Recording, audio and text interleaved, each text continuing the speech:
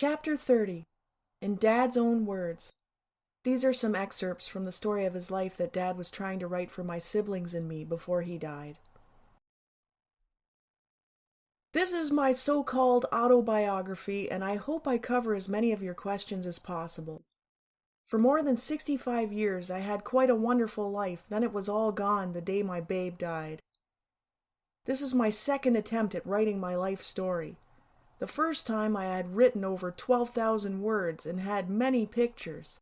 Then, alas, my computer was stolen while visiting my friend in September 2012. It was a Saturday night and I didn't lock my van. All my doing, but still, what kind of luck is this? Our house was very old and dated from the 1800s. The lot was approximately 315 feet by 85 feet. It had a 2-car garage with a part on the east end that was used as a chicken coop. There was a fenced enclosure for the chickens to run. We had peach, cherry, apple, and pear trees. For many years, Dad planted a lot of vegetables like potatoes, corn, beans, peas, etc. I've told you that the year Papa cleaned out the catch basin and spread the human fertilizer on the garden and had the best tomato crop ever.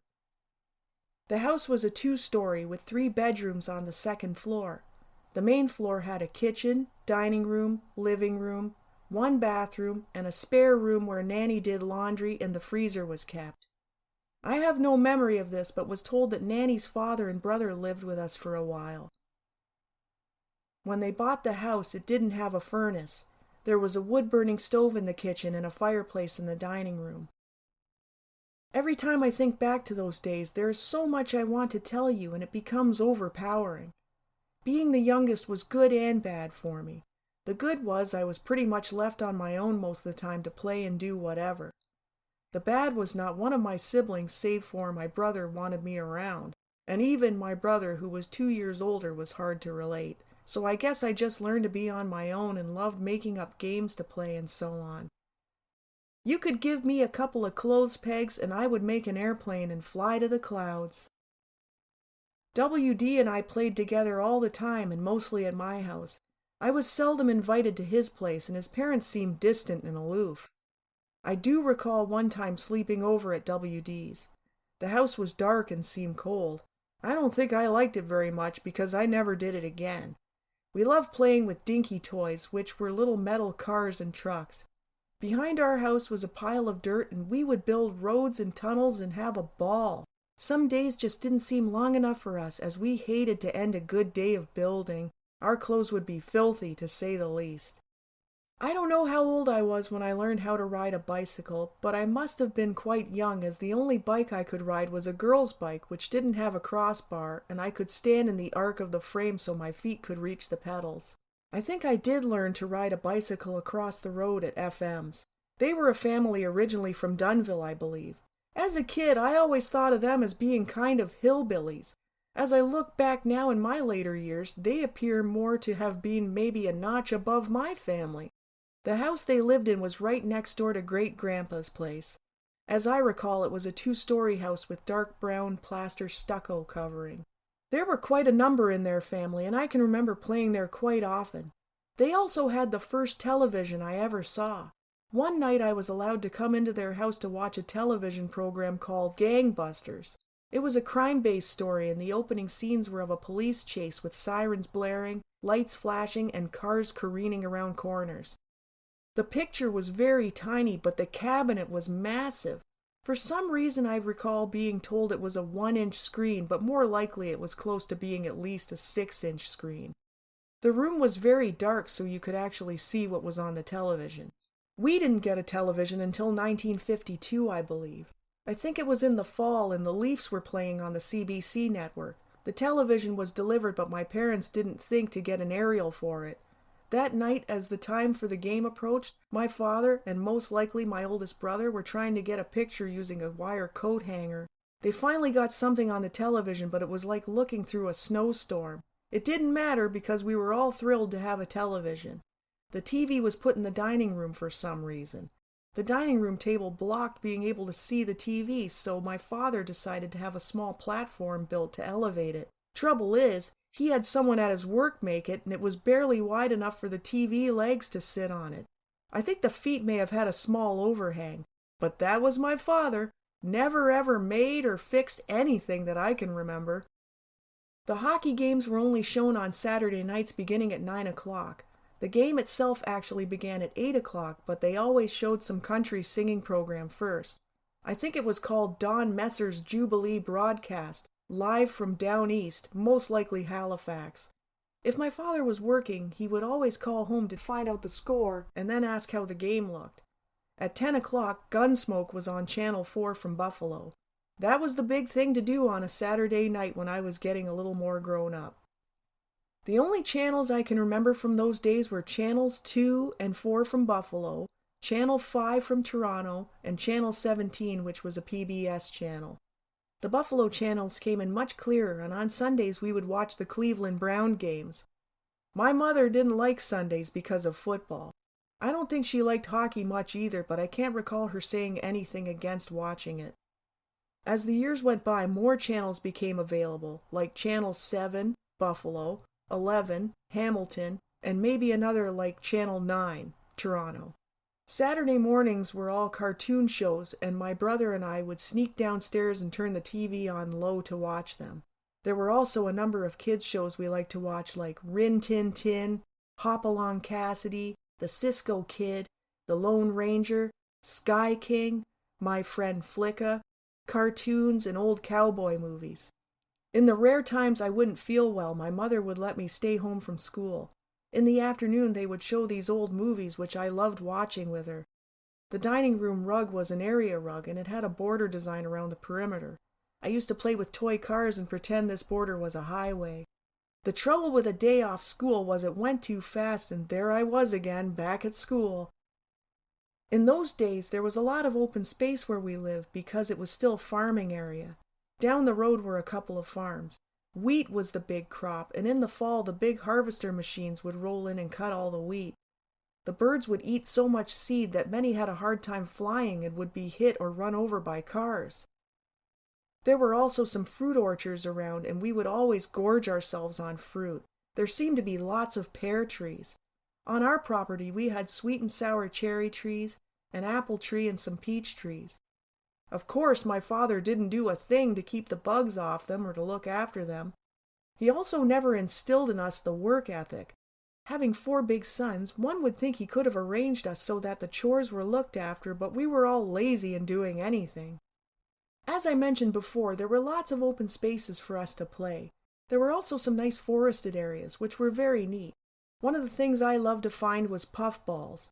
They were seed balls that when you touched them, a puff of powdery stuff would be expelled.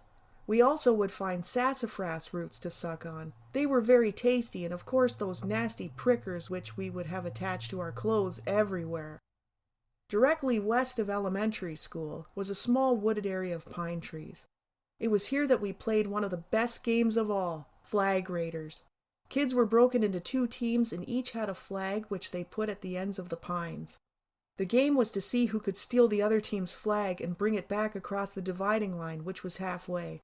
Around each flag was an imaginary 10-foot circle, and a raider could not be touched as long as he was in the circle. If he grabbed the opponent's flag, he would have to run back across the line or be captured.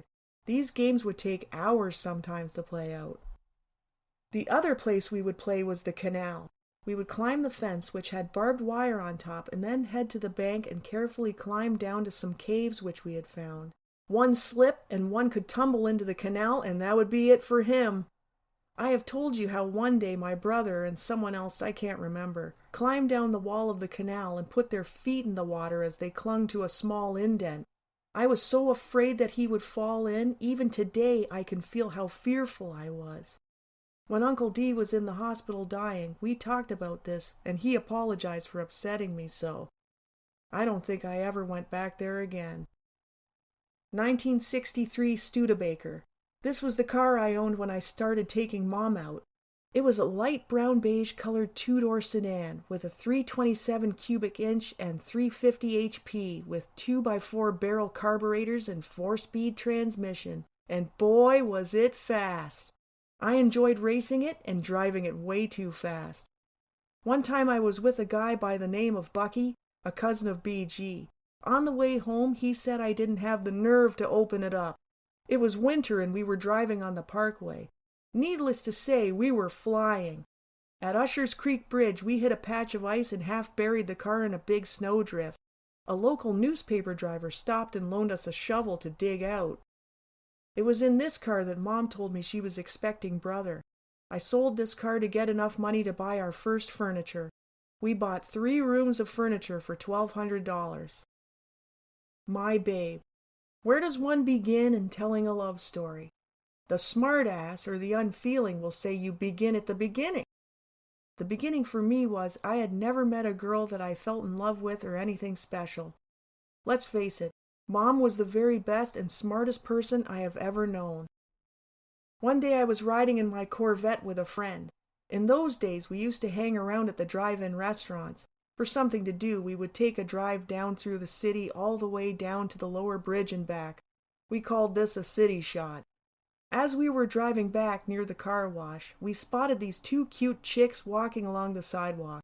It was Mom and her friend. Of course, being guys, we did our best to get them to hop in the car, and there we were, 4 in a Corvette. We took them for a little drive and then stopped the car, and Mom was mad at me and told me to take her home. I knew she was very cute, and I was wondering how I would ever see her again. Another time I happened to run into her was at the coffee shop. This place is long gone. I'm sure I ran into her another time or two, but she was very indifferent towards me. I recall going back to a guy's place where Mom and her sister were there. I recall Mom's sister saying to Mom, "Is this the guy you told me about?" Mom said yes. And one night, I and some friends were over at a bar that used to be a block away from the Rainbow Bridge. There used to be a table set right in front of a window of the bar, and that's where I was sitting. I don't know who I was with, but remember a bunch of girls came in and someone called them over. It was Mom and her sister and some other friends of theirs. We were all sitting there chatting them up, and I came up with this crazy idea to invite Mom to a non-existent party the following week. I never thought for a moment she would go with me, but once I asked her, she said sure. I must have got her phone number from her and gave her a call a few days later. Whenever we were car racing at night, I always took Mom with me and didn't learn until much later that she was afraid of driving fast. The car I was driving at this time was my 1963 Studebaker. That car was very fast and I had a lot of fun with it. Most of the drag racing in those days took place at the quarries. I remember taking Mom to a movie over the river. It was a Western starring Burt Lancaster called The Professionals. Mom wanted to sit right down near the front, which I didn't understand why she wanted to. Partway through the movie, Mom said it was too boring for her, and could we leave? It wasn't until a little while later that I learned she was blind and couldn't see the picture, so one day I took her for an eye test and bought her 2 pairs of glasses. One pair was prescription sunglasses. She could finally see. I remember one night going to pick her up, and she wasn't ready yet. I was invited in and met her parents and sister, who I knew already. Mom's brother was there also, and boy, did they give me an earful. They told me that she was no good and I should just go and leave her. I won't repeat everything they said, but let's put it this way, it was ugly. I couldn't wait for her to come downstairs so we could leave. I didn't realize it at the time, but I'd fallen in love with your mother the first time I laid eyes on her. To me, she was the most beautiful woman I've ever dated. She and I just hit it off, and we were practically inseparable. Every day that I wasn't working, I was with her. She was the first woman I ever took out on New Year's Eve. The first time I was ever invited to have supper anywhere was at her place for Easter dinner. I recall taking a plant to give to Grandma, and she gave a cursory look and put it somewhere. I didn't find out till later that she didn't like gifts. I can remember buying her a diamond engagement ring at a small jewelry store downtown. The ring cost me almost $700, or maybe a little more. I can't remember exactly now. That was a lot of money in those days. It was a rainy, dreary day. I remember that we had gone for a ride and it was Saturday. I remember this. This was when Mom told me she was pregnant with brother, so I said, I guess we have to get married. And we stopped and I bought her an engagement ring.